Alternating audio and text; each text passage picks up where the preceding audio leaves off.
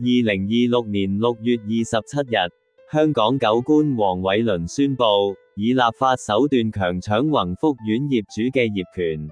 希望大家好，我係易經人。九官黃偉綸明確表示，大埔宏福苑唔會考慮原址重建。如果最終遇到業主拒絕出售，政府唔排除最快明年，以立法方式收回餘下業主嘅業權。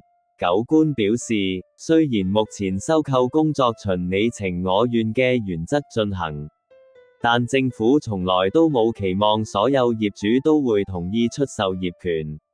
若有業主堅持唔賣，政府絕對有可能喺明年向立法會討論並立法收購剩下業權。